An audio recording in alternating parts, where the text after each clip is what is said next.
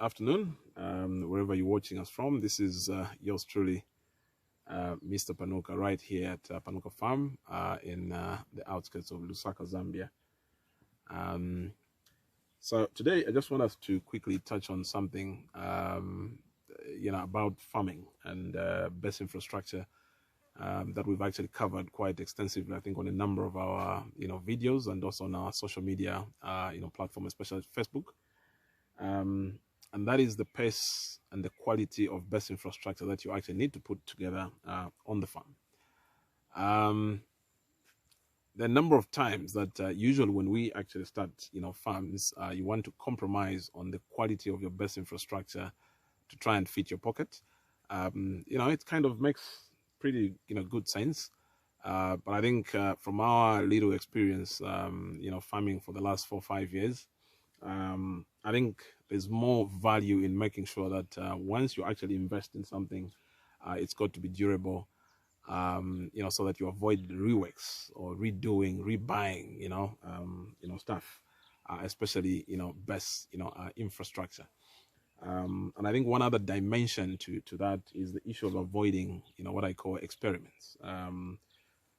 Too many experiments, I think, not very good. It will actually chew up quite a lot of your working capital, and you're better off going for tried and tested, technologies on the farm, whether it's your solar, water, production infrastructure and the like, so that you're actually, making progress as opposed to, making, commissioning, experiments, from time to time.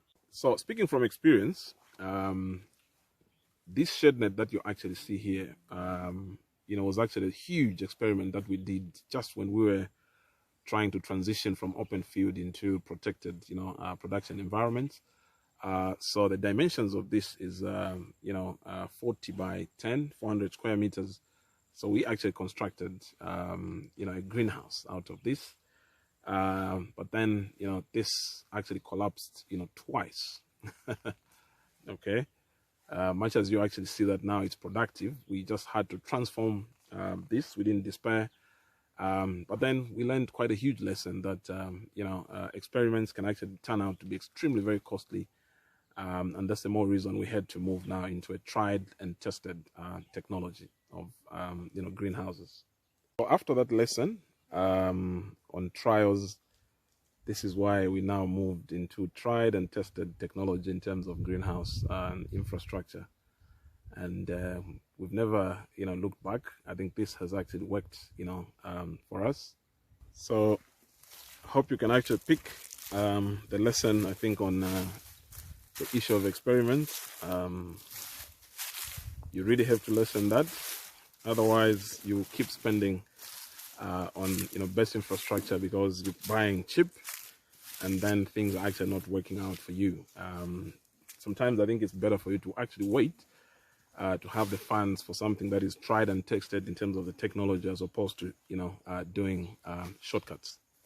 So from the time that we actually, migrated and invested now in, greenhouse infrastructure that's tried and tested, we've not really had any shenanigans that, we experienced in that trial, in the shed net where we started from. And you can actually see, just the outlook of the crops that are, here. This is English cucumber here. So we just thought of just giving you a bit of a heads up, because sometimes we actually see quite a lot of, shortcuts, people on the farms, going the cheap way, and then hoping they can actually invest in something that's tried and tested along the way. I mean, you're actually spending money on some of these cheap, technologies, be it greenhouses or water pumps and solar systems and stuff like that, or even a tractor, as it were.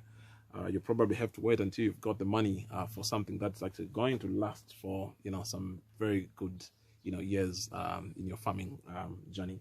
So just sort of giving that perspective. I know somehow it can actually be seen to be controversial, but yeah, again, just speaking from experience, that you probably have to look at that perspective of making sure that, once you've actually invested in best infrastructure, it's a tried and tested one, and then you're on to the next, investment, as opposed to, reworks. And then at the end, you have a myriad of, some infrastructure, best infrastructure that doesn't work for you, it breaks down in a few years. So from yours truly, Mr. Panuka, from here at Panuka Farm in Lusaka, Zambia. Have a lovely one, and please remember to subscribe to this channel so that you continue getting them juicy farming tidbits. Bye bye.